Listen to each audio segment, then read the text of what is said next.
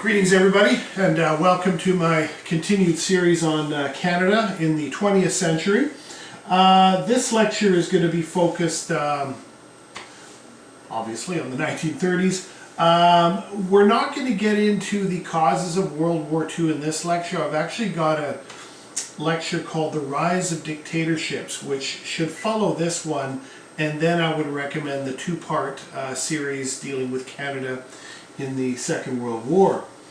If you haven't had the chance, I'd have a look at Canada during the 1920s, because what I do at the end of that lecture is I go into a considerable amount of detail explaining and breaking down the causes of the Great Depression.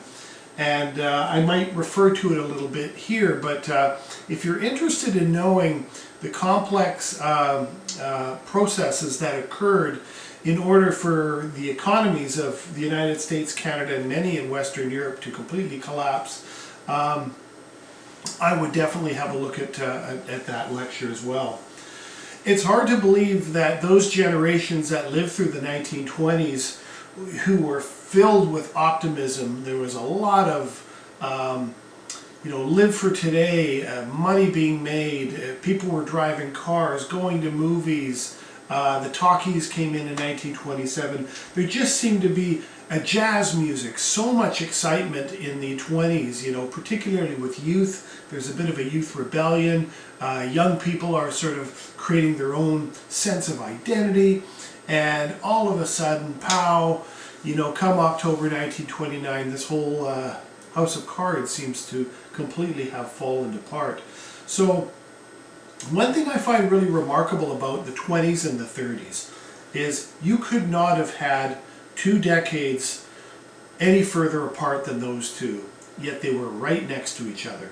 So you look at life in North America in the middle to late 20s, it's a very different picture than life in North America in the mid to late 30s. So a lot of people were thrown into hardship. Here you have just some people looking pretty scruffy. Big families suffered the most. Here's the Ottawa Truck, which we'll talk about here. Protests, and food lines, which is what dominated the culture of the 30s.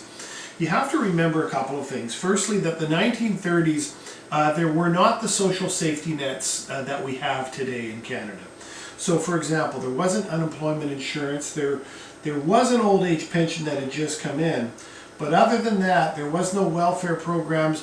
When you lost a job and you had your house foreclosed on, you were living in a cardboard shack in the local park, and you were waiting in bread lines to be fed by local community churches. So these were truly, truly desperate times for people, and under those conditions, what we see happening is that Canadians are looking for alternatives. The system in which they lived and were raised had completely failed them. So in that regard, it shouldn't be surprising that people were drawn to radicalism on the right in sort of fascist politics, or radicalism on the left, socialist and communist politics. So we see a real incredible push towards the extremes. And of course this pattern follows all the Western democracies as well, not just Canada and the United States. So, all right, well, let's look at just a little bit of a revision of the lead up to this thing. Like I say, although I do go into much greater detail in the end of the 1920s lecture.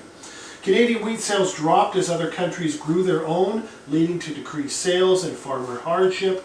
One of the dangers of course, mobilizing your economy behind one major crop is that if demand for whatever reason subsides, your whole economy is going to collapse. So, what agricultural economies need to do is to diversify. But what ends up happening is as more countries grew wheat, our demand for sales decreased rapidly.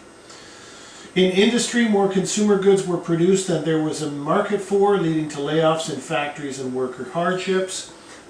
This is one of the ironic causes of World War II, ironic causes of the Great Depression, is that because we've been mechanizing our agriculture and our industries, we had produced more than what our market demanded. So to use a reference I think I made in the 1920s one, you know, when radios were being built and they became affordable and everybody wanted one, so long as people were purchasing those radios, radio making companies were doing very well, pumping out hundreds and thousands of these things every month. But when you reach a point where everybody has a radio and you keep producing stuff, sales are going to drop, prices are going to collapse, and then people are going to be laid off in those industries. So overproduction, ironically, was one of the major problems. Same in the field of agriculture as well. Protectionism was also a major factor as the U.S. imposed high tariffs on imports to encourage Americans to buy American-made goods. Protectionism is what really caused this thing to come crumbling down. Let me explain. We talked about the idea that, you know, once everybody had a radio, then radio companies couldn't make any money because they couldn't sell any radios. Unless, of course, you could then sell those radios overseas to Japan, China, Britain, France, all of Europe, wherever else. And then that way, even though the local market in Canada or the US is satiated, you can continue selling things overseas. That's why we trade things. That's why we like to have international trade, so that we can continue to export things that have met the demands of our local economy and then can be sold overseas. What happened to the Americans was in 1922 they put in something called the Fordney-McCumber tariff, which basically put on punitive tariffs, which are taxes, from countries that were trying to import products into the United States. Okay? Protectionism. I'll give you a quick example, and I've used this example before several times, and you may have already heard it, but it's certainly important. If, for example, you want all the Americans to buy American-made cheeseburgers, okay, well here, let's backpedal a sec here. Okay, let's use cheeseburgers as a metaphor. Okay. American burger companies are making burgers accessible to the American market at 25 cents a pop. But the Germans can import them at 23. So, and they're the same burger.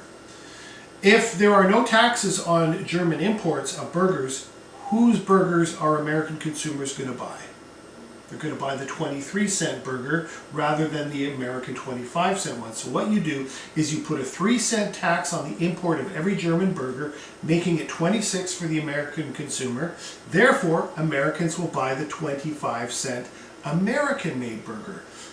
Protectionist tariffs. The problem with protectionism is that consumers end up paying more money. Right? So it's not benefiting the consumer. We're spending more. We could have gotten a 23-cent burger from the Germans if there was free trade and no border taxes. But instead we buy the 25-cent American burger because we're buying American, and because it's now cheaper because of the 3-cent tax. So protectionism is a real problem. And you know, the issue of protectionism has you know, ebbed and flowed throughout economic history since way back when. So another often overlooked factor was Germany's inability to meet its financial obligations in the Treaty of Versailles. Enormous reparations to Britain and France stunted its ability to recover. You know, one of the major failings of the problems with the Treaty of Versailles, and I think David Lloyd George, the British Prime Minister, recognized this at the Paris Peace Conferences of 1919, was the idea that in a community of nations, you all depend on each other to buy and sell goods. Germans have things that the French want, the French have things the Germans want. You go back and forth. If one of those economies that are all interlinked, as European economies were, is in the tank, then they can't import or export products that might be coming in and out of other countries. So the Treaty of Versailles and the punitive nature of that treaty to the economy of Germany really ends up just kind of impacting everybody around. So also, Britain and France counted on reparations to pay back their own war debts to the Americans, and the Americans were demanding repayment of these loans. So, you know, you have demanded, you know, huge amounts of money, knowing full well that Germany can't pay it back, and you're dependent on getting those payments from Germany, but they can't afford to pay them, so then you're having to go in arrears with the Americans who have loaned you money at the end of World War I. So it's a domino effect, right? Economies are interconnected.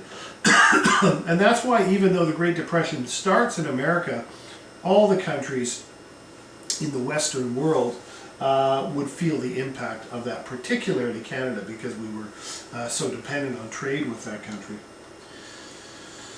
All right, in its height, Canada supplied 40% of world demand for wheat and 65% of newsprint. The vast majority of that newsprint, our pulp and paper industries, were going to the United States.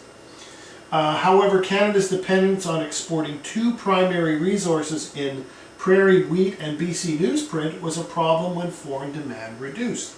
Once again, coming back to the idea of diversifying our economy. When we talk about diversity, we're talking about having many different things that we can export, not just one or two.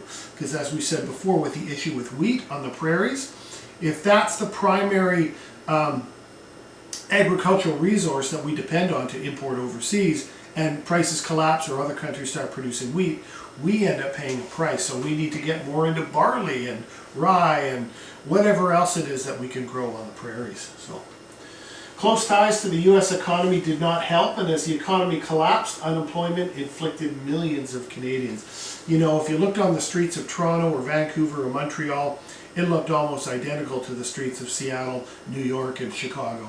I mean, the reality was that our close connections with the American economy sent us in a tailspin as well as the United States. Government relief was complicated and humiliating, and private charities and soup kitchens scratched the surface. The amount of need that people required to get them literally out of the gutter was not available to people. See, I don't think the Canadian economy, the American, British, German economies were in a position to deal with the tremendous amount of unemployment.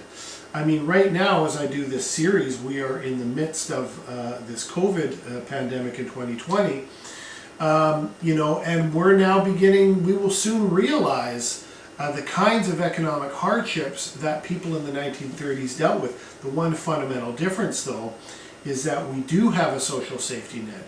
And while it is not a bottomless pit of funding or support, it is going to catch a lot of people who otherwise would have fallen completely through the cracks. So, you know, the 1930s is kind of a benchmark, and you know, a lot of discussion happening in the world today about, you know, the economies of the world really, well, we already know they're going to be struggling in these conditions. So people didn't like to get charity, you know, people don't like to get handouts. People don't like to be seen standing in a line for a bowl of soup at a local church. But at the end of the day, if that's all you've got, then your pride is going to have to take a back seat. So young men resorted to hopping freight trains, and the prairies witnessed drought and dust bowls. So, you know, unemployment in the cities would force young men to go elsewhere. I'll go elsewhere for work. And train hopping was a huge phenomenon in the United States, but it was also a big part in Canada too, where men are just basically traveling from town to town, city to city, on the move, almost like nomadic warriors, looking for any work and looking for anything that they could eat or do to survive this incredible dilemma during the Great Depression. The Dust Bowl, we had a Dust Bowl in Canada as well. Basically what happens there is, because we had moved dramatically towards the mechanization of agriculture, we were tilling the land so effectively and so frequently that when we didn't have the right amount of rain, all that loose topsoil that had been so effectively tilled on a regular basis just blows in the wind. You know, all the best soils on the top foot, which is where you want to put your seed and lay your, you know, stuff to grow. And you know, so these dust storms destroy the topsoil. And the dust storms were very, very dangerous because in the cities, or particularly on the prairies, I should say, you know, towns would have to be alerted when a dust storm was coming. So there'd be a man on like a life was, you know, like a lifeguard tower with a pair of binoculars looking over the horizon for these dust storms. And if he saw one, he'd ding a bell, and everybody would run in their homes and shut their windows, close their shutters, close their doors, put wet towels around the cracks. And this thing would, you could hear it rolling in like thunder. And then it would begin, the sky would go from bright sun to pitch black, you know, and you could hear the dirt spitting and smacking against the side of your home. And when this thing would pass after, you know, 10, 15, 20 minutes, however long it was, you know, you'd open up your door and there'd be, you know, 2-3 feet of dirt. I mean, dirt is much heavier than snow. So, you know, the health problems that came out of the Dust Bowl are pretty significant too, because no matter how much you try to lock out the entrance of dirt into your home, it was in your coffee cups, it was on your toothbrush, it was in your throat, in your nostrils, in your ears. Infants were having all kinds of health problems. A lot of young babies died from, you know, chronic pneumonia type symptoms related to the inhalation of dirt and dust. So the dust storms were brutal on the Canadian prairies. These already disadvantaged were hit even harder with the working poor, First Nations, and Vancouver's Chinese population. Rather, those already disadvantaged were hit even harder. So if you were already on the margin of society, and when I mean margin, I mean someone who'd been marginalized, discriminated against, put onto reserves, you know, only allowed to live in shanty towns, whatever it may be. If you were already sort of struggling in society, the Depression only hurt you even harder. So, immigrants suffered and 10,000 were deported. Isn't that interesting? During the 1930s, 10,000 immigrants were deported. By 1931, a complete ban was put on immigration. Jews were also severely discriminated against. The excuse for deporting 10,000 immigrants is a tough one. The official line was that, well, sorry guys, we don't have enough going around to feed our own people, and you just came here in the last 10, however many years, you're going to have to go back to Hungary and figure it out, because we can't, you know, we need to take care of our own first. Even though these people had been here for a certain amount of time, they were deported. And of course, anti-Semitism rears its ugly head in Canada, as it does everywhere else. You know, we know very clearly that anti-Semitism was pervasive in all Western societies. So, all right. Well, Prime Minister Mackenzie, here he is here. Mackenzie King was totally unprepared to deal with the Depression, believing the situation was temporary and would heal itself. Mackenzie King took the same kind of approach as Herbert Hoover, who was the American president from 1928 to 1932. And like Hoover, they both of them, Mackenzie King and Herbert Hoover, had never experienced anything like this. So I'm going to play devil's advocate. And that's my job as a teacher anyways, to find the balance and pros and cons. But the bottom line is both Hoover and King did not have the tools to deal with something like this. They were not prepared. Both of whom coming out of, you know, the decade of prosperity, of boom years in the 1920s, very few people were in a position to effectively deal with the Great Depression. In the U.S., it takes until Franklin Delano Roosevelt comes into office in 1930. He's inaugurated January 1933. I have a lecture on the USA 1919 to 1941. Roosevelt's a remarkable leader and a remarkable person. I'd have a look at that if you're interested. But coming back to King, you know, he and Herbert Hoover really just figured that, hey, this thing will pass. We just got to grin and bear it, you know. Believed relief was municipal and provincial responsibility and refused aid to provinces with conservative governments. You would never see this. Mackenzie King was a liberal, so he would give federal aid to liberal-run provinces, right? But not ones with conservative governments. I mean, that is completely immoral. I only laugh because I just can't believe that, you know, a prime minister could actually do that. But you know, in addition, King would rather not pay any federal money to support this, and he said, look, municipal governments and provincial governments, this is your responsibility to take care of your own province. He lost the 1930 election as a result to R.B. Bennett, leader of the Conservatives. Isn't it interesting that because of his refusal to support provinces with Conservative governments, he gets voted out of office for that, and a Conservative comes into office, so it's kind of ironic in a way. Bennett contributes $20 million to provinces for work creation programs, but little changed. The fundamental problem with Bennett's approach was you can't just throw provinces money and say, here, create jobs. The federal government should have taken the lead, much like the New Deal and the Franklin Roosevelt administration, where they were central in creating works programs, whether it be the WPA or the Civilian Conservation Corps, the Agricultural Adjustment Act. All these alphabet laws were coming out of the U.S. federal government that trickled down to the states, and all these people within the states worked for these national federal organizations. That's what should have happened here. You can't just throw money one way and say, here, do something with this. You need direction. High tariffs on imports to protect Canadian industry backfired.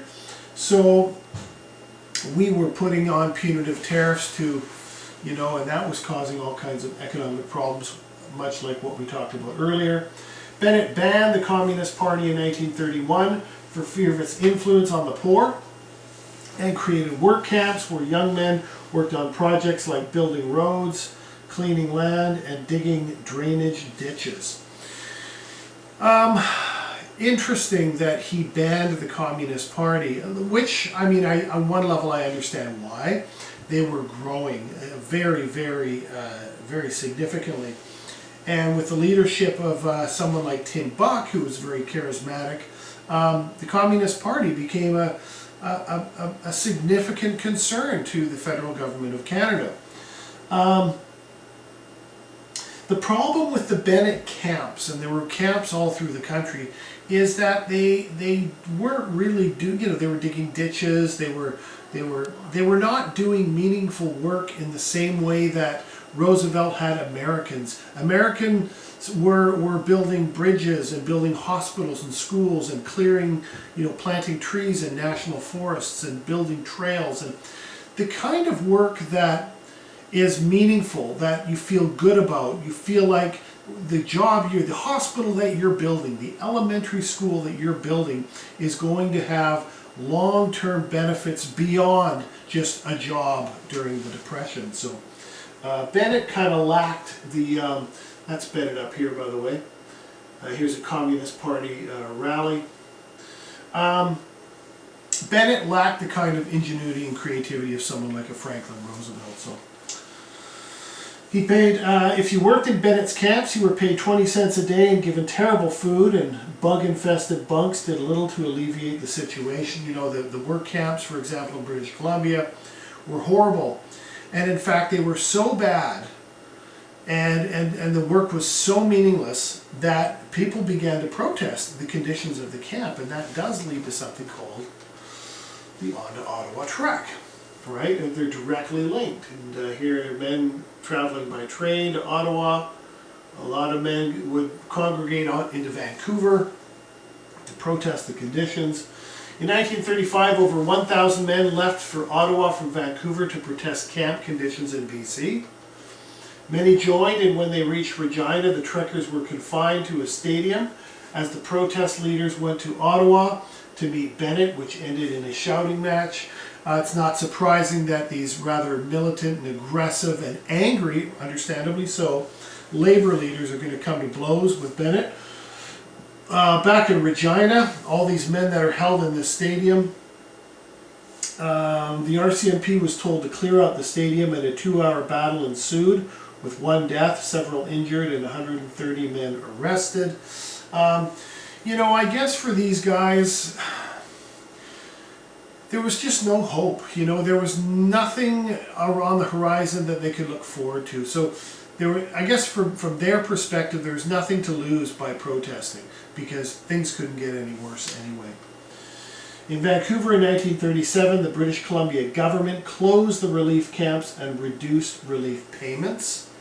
Well, so it's sort of like, okay, you've been whining about the conditions of the camp, we're going to close them. And then what are you going to do? Then you're on your own, folks. So they also reduced relief payments as well. So in April, 1600 conducted sit-ins at Vancouver Art Gallery and the Maine Post Office and the Georgia Hotel. So, you know, sit-ins were non-violent protests, just kind of trying to make a point by congregating in areas and carrying signs. And, you know, there was truly legitimate concern for being upset, you know, but nobody knew how to fix it, and nobody really knew what the heck was going on or how to deal with everything that was going on in the economy, both on the municipal, provincial, and federal level.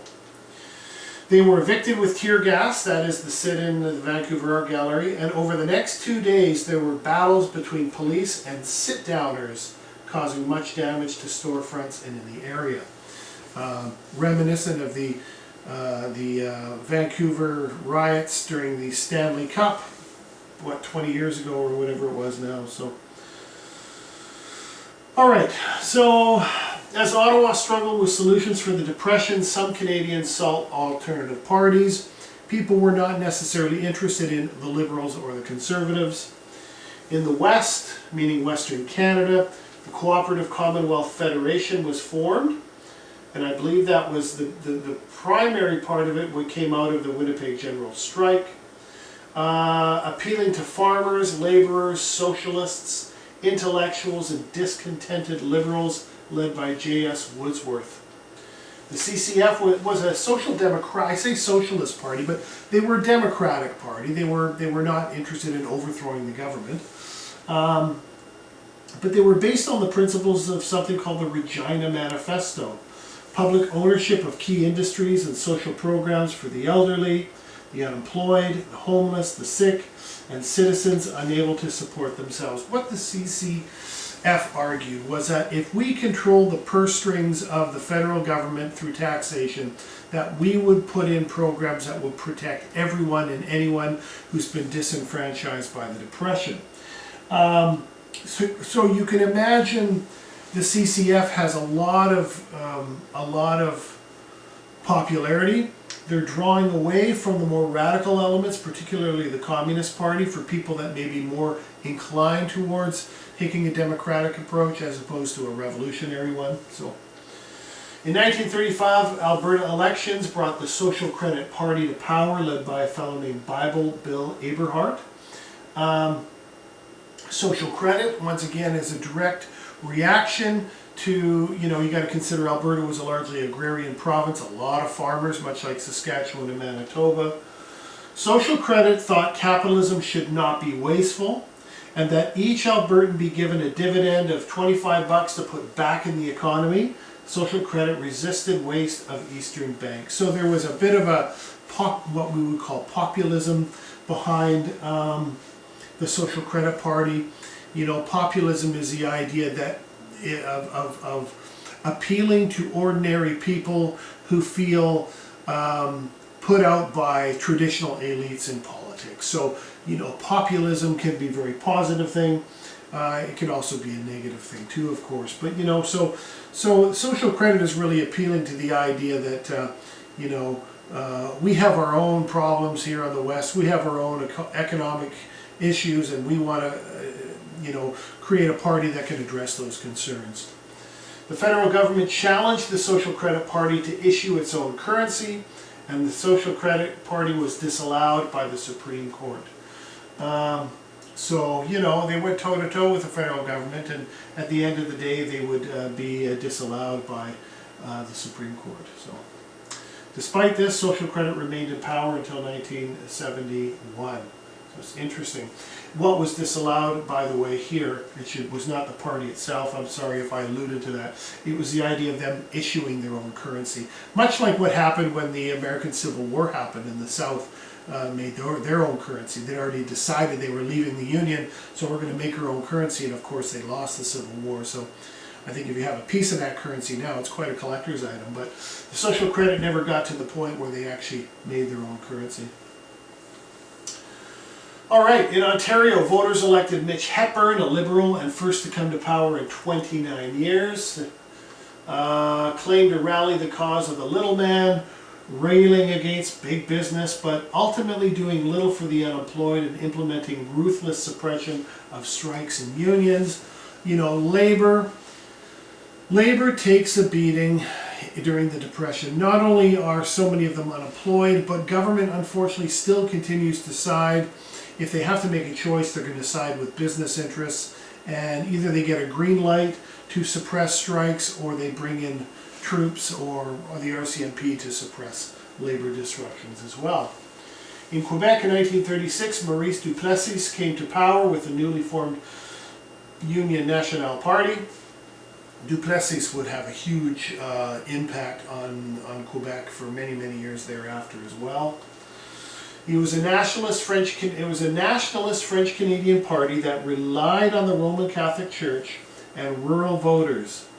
Maurice Duplessis blamed Quebec's social and economic problems on the English minority, which controlled the province's economy. You know, I mean, there's enough blame to go around here. The reality is that Canadian policymakers and Canadian businesses were really helpless to the events that rolled out after 1929. But I think everybody needs someone to blame. Everybody needs a scapegoat. And, you know, to what extent the English minority was responsible, I would say was nominal at best, or minimal. But still, you know, those long antagonisms between the French and English in Quebec would continue during these times. In BC, Premier Dufferin Patulo, a Liberal, was elected in 1933 seeking a little New Deal with greater provincial spending power. So Patulo was looking at Franklin Roosevelt and saying, look, you know, here's a guy who's coming up with some creative ideas. He's implementing all these works programs. Maybe that's what we should be doing. Maybe BC should have greater control over our purse strings to deal with the Depression for British Columbians. And let Alberta and Saskatchewan, you guys all figure it out yourselves. This is what we want to do. So, but they also wanted to have access to greater spending power, maybe more money from the federal government as well. So, okay, 1935, Mackenzie King returns to power. This is after 4 years of Bennett's government, but still did not believe the federal government should spend millions on job programs, even though the National Employment Commission said jobs were a national responsibility. In 1937, Mackenzie King created another commission called the Raoul Sirois Commission to examine federal and provincial relations and responsibilities. Who should collect taxes and who should pay for social and economic assistance? The Raoul Sirois Commission was intended to begin to restructure and reanalyze how much should the provinces have to chip in and how much should the federal government chip in. Who's responsible for what? Because the Great Depression had never been, no one could imagine conditions like this. There hadn't been anything sort of written down in our Constitution, in the British North America Act certainly, that would outline, other than this is your responsibility, this is yours. But this was something entirely new. So the commission was intended to figure this out. The Raoul Sirois Commission recommended the federal government have greater control over taxation, but the federal government would offer equalization payments, okay, very important here, to ensure every province could offer the same level of services. Okay, so if Ontario's is able to achieve a certain level of education and medical and everything else for Ontarians, we need to make sure that everybody in Quebec and Saskatchewan and British Columbia can offer the same level of resource, services rather. So equalization payments ensure that you don't end up with poor provinces, right? Because what's going to happen there, people are going to leave poor provinces, they're going to go somewhere else. So equalization payments keeps everything at an equal level in terms of services for Canadians. In addition, the federal government should be responsible for unemployment insurance and pensions. So now we're beginning to look at the implementation of a social safety net, which was of course brought on by the Depression. Wealthier provinces did not like their tax dollars going to other provinces. Aha, here's the problem. And that the Raoul Syros Commission's report would result in a loss of provincial power. Okay, so once again, provincial and federal responsibilities.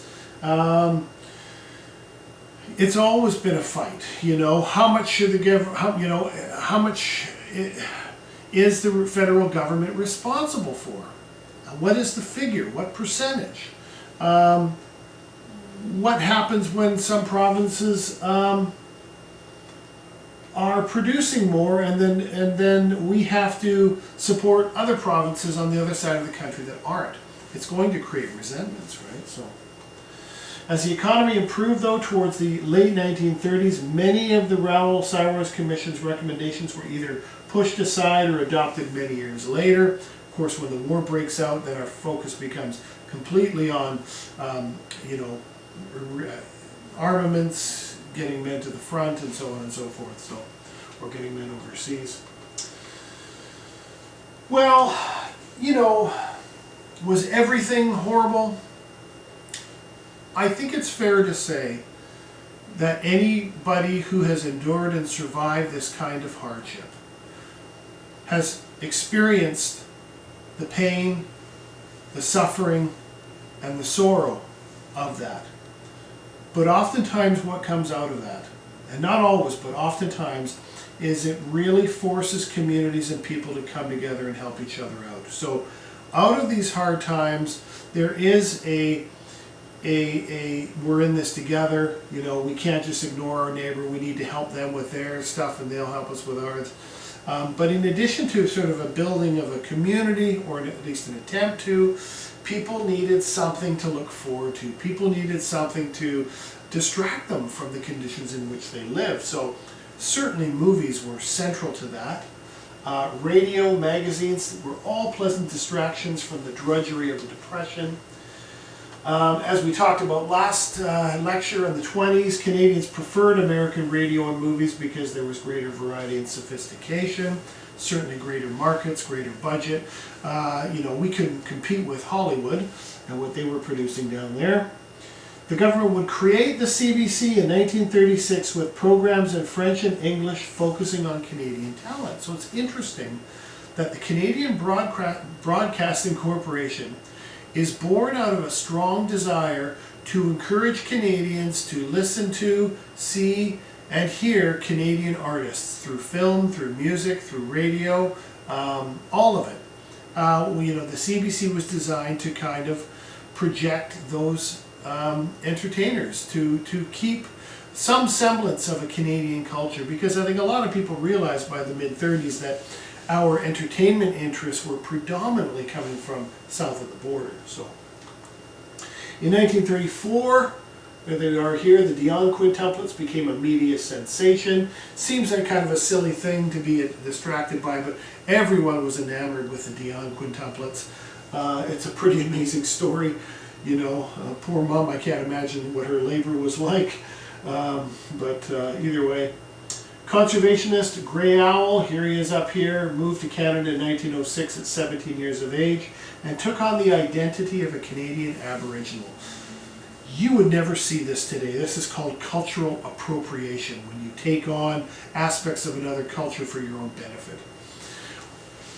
What we can say about Great Owl is that he had an absolute love and reverence for the natural world and for Aboriginal communities. So what would be intolerable today, in today's climate, people were curious about who this Grey Owl character was. But I think there's a certain degree of authenticity into his appreciation for the natural world and Indigenous peoples. So he wore buckskin, darkened his skin, and married an Iroquois woman, later in his career becoming very famous. So, kind of like a traveling roadshow. Once again, we would never, ever, ever see this kind of thing today. But of course, the 1930s were a very different time. So these are things that kept us distracted and got us through a very, very difficult decade. And of course it would be war in September 1939 that would see our economy make a complete turnaround as well. All right, so that being said, we'll leave it at that. And thank you as always for having a look at the lecture. Please, my next one is called Rise of the Dictatorships. If you're trying to watch these in a series, you want to watch that one next. And then after that, we'll have a two-part series on Canada in the Second World War. Okay? Thank you very much for watching. Cheers.